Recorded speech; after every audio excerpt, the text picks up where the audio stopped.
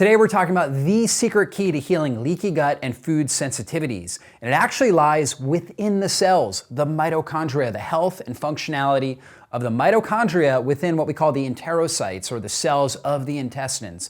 You see, when we look at the gut lining, it's only one cell wall, particularly in the small intestine. They're held together. These cells are held together like cheesecloth, right? And there's little holes in between called the villi where nutrients are able to pass through. And when there's tearing or damage in that intestinal lining, now large undigested food particles, bacteria, bacterial toxins are able to seep into the bloodstream and drive an inflammatory process throughout the body. It actually tells the body we're at risk of dying from some sort of infection because we've got these large bacteria, large undigested proteins, bacterial toxins, particularly one called LPS, lipopolysaccharides. That tells the body, okay, there's potential pathogens that could cause pneumonia, could cause meningitis, could cause encephalitis and kill us quickly, so we need to drive up inflammation. Now, let's go back to the root cause factors here. So when our body is bombarded by toxins from our environment, when we are not sleeping well and we have circadian rhythm dysfunction, when we have an overload of infectious microorganisms, when we have a lot of stress on our body, when we're not getting enough nutrients, proper nutrients in our body, or any number of those factors, when those are going together, it's called our allostatic load, or this kind of pressure, this disease-causing pressure on our system. And when we have a high allostatic load, or again, disease-causing pressure pushing down on our body, it causes the mitochondria within the cells to stop producing energy and to actually go into defense mode. So they go out of peacetime physiology and into wartime defense physiology. When the mitochondria do that, they're not able to produce energy well. They're not able to take oxygen out of the intestinal lumen, the environment of the intestines, and produce energy through aerobic respiration. And when that happens, we have excess oxygen now in the intestines. And that is a breeding ground for aerobic bacteria and what we call facultative anaerobic bacteria. So these are the types of bacteria, they can survive in higher oxygen environments. When we look at the kind of bacteria that survive in higher oxygen environments, they're things like Citrobacter, things like Salmonella, you may have heard of that from food poisoning, things like Klebsiella and Morganella, right? These are all potentially pathogenic histamine-producing bacteria. So these types of bacteria, when they're able to thrive, they're always in our intestines. They're called commensal bacteria, but when they're able to grow out of proportion, they start to produce a lot of different compounds that have negative effects on our overall health. So they're postbiotics, or when they break down nutrients, they actually poop out all different types of toxins that drive our immune system, cause more inflammation, more tearing of the intestinal lining, and overall immune dysfunction. They can trigger autoimmunity, they can trigger histamine and mast cell reactions, and we get a wide variety of different symptoms in our body.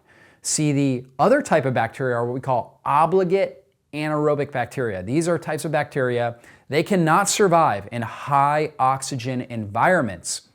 So these are the good bacteria. These are things like Akkermansia muciniphila, which is called a keystone bacteria. This bacteria, Akkermansia muciniphila, when we have good proportions of that, it's associated with lower rates of all-cause chronic and metabolic diseases, all-cause autoimmune conditions. We also get high amounts of Faecalibacterium prunitii, which is associated with lower risk of inflammatory bowel diseases like ulcerative colitis and Crohn's disease. We also get higher amounts of Bifidobacterium, which is kind of the most well-studied good bacteria in our system, higher amounts of Lactobacillus, Clostridium species.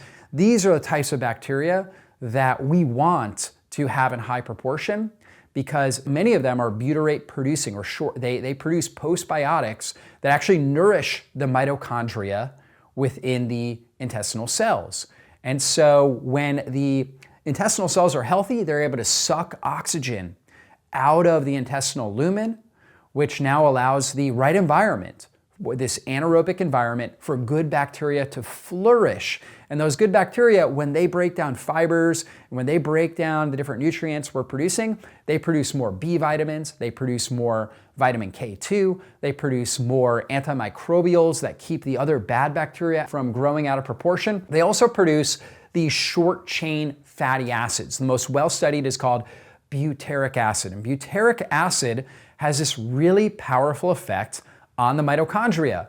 So kind of taking it full circle, when good bacteria are able to produce butyric acid, a short chain fatty acid, which is called a postbiotic, right? We consume food. That food is prebiotic, so it's fuel for the bacteria, the probiotic, the good bacteria, and now they produce postbiotics. So they take toxins from the diet and they actually poop out and they produce really good healthy nutrients that support our mitochondria and support our overall health. One of the main ones is butyric acid. And butyric acid goes in, it helps to break down old damaged mitochondria, we call that mitophagy. It helps to increase the amount of mitochondria within the intestinal cells. It also helps to increase the energy production from the mitochondria. So again, it's able to suck more oxygen out, produce more cellular energy. Another great postbiotic is something called urolithin A. This is something that Akkermansia produces, right? So when Akkermansia consumes polyphenols, it produces urolithin A. Urolithin A has this powerful effect on the mitochondria within the enterocytes. The healthier the mitochondria, the less oxygen in the intestines, the better that's going to favor a healthy, diverse microbiome full of butyrate-producing bacteria. And so we really want these butyrate-producing bacteria.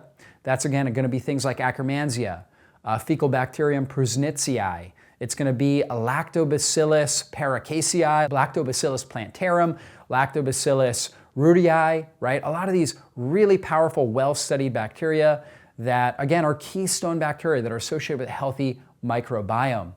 So kind of taking this full circle, when we support the mitochondria within the intestinal cells, the mitochondria now are able to produce the right amount of energy. They're able to pull oxygen out of the intestinal lumen, produce great energy, which keeps the gut mucosa really healthy. The gut mucosa is actually where the immune system lies. That's what is able to keep pathogens from growing out of control in the intestines.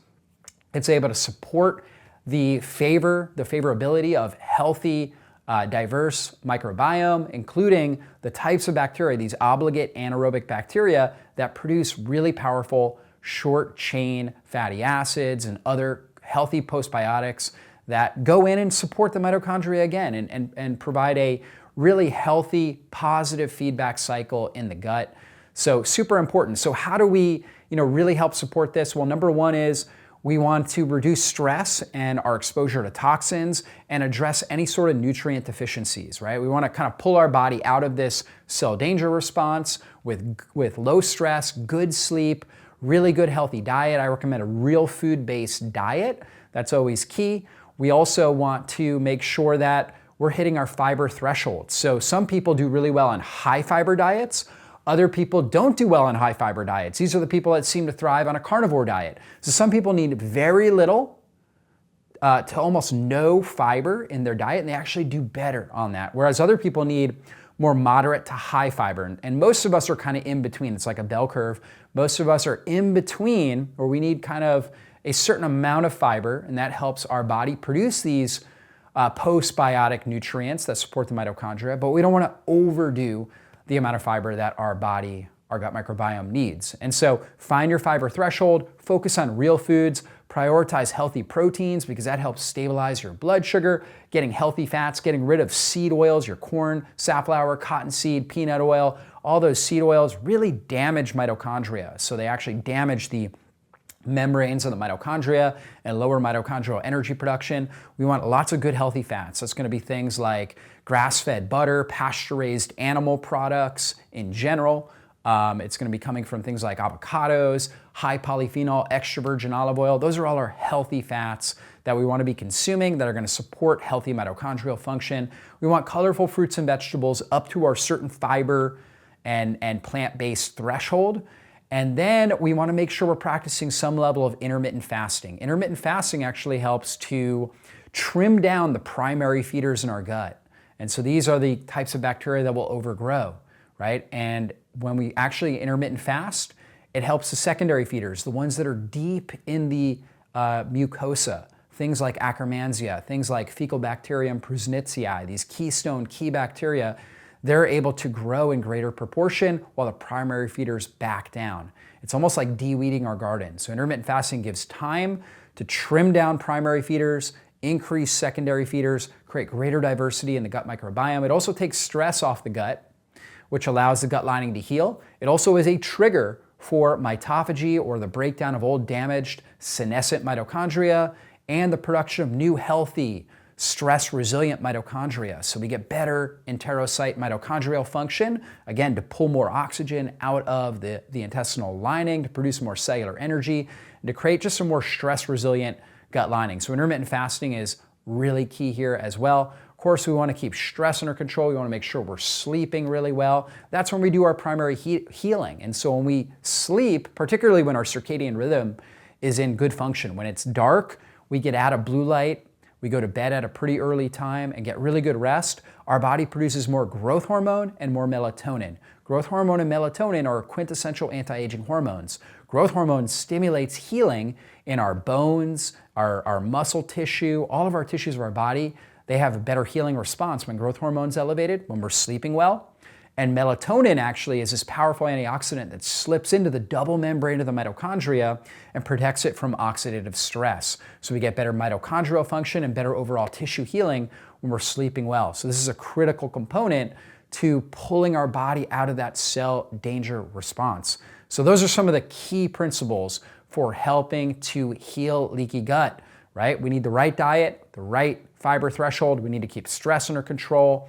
We need to make sure that we're nutrient sufficient, right? We're getting all the key nutrients that we need.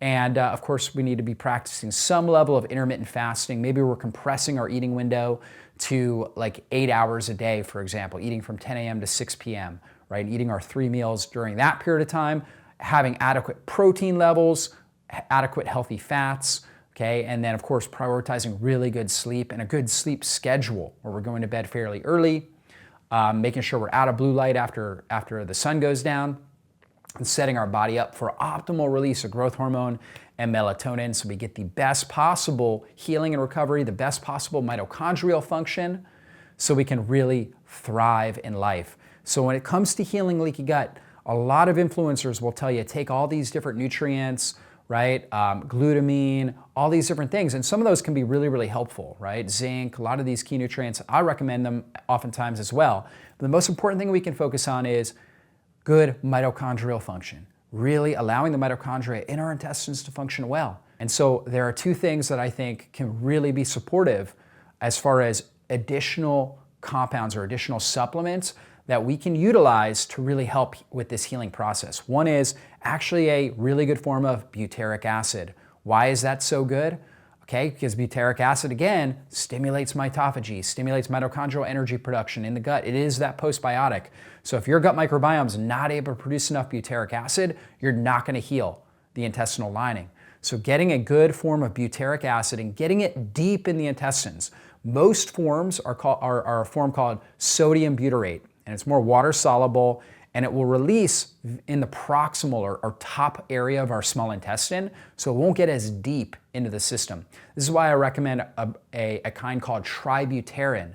Tributyrin actually is a lipid-based or a fat-based form of butyric acid, so it's lipid encased, and that will take longer to break down and digest, so it will get deeper into the small intestine, where it will have more of a profound effect, right? So it's going to have a greater, stronger effect in the intestines for healing the intestinal lining, and will basically address more of these mitochondria and allow the intestines to heal faster and better. So I really like that supplement. And then one other is immunoglobulins. Immunoglobulins are kind of selective binders. So when we have this overgrowth of these potentially pathogenic aerobic bacteria, we talked about them, H. pylori, Salmonella, things like Klebsiella, okay, Citrobacter. These things are, again, all potential autoimmune triggers, histamine triggers. we want something that can help bind and pull those out of our system.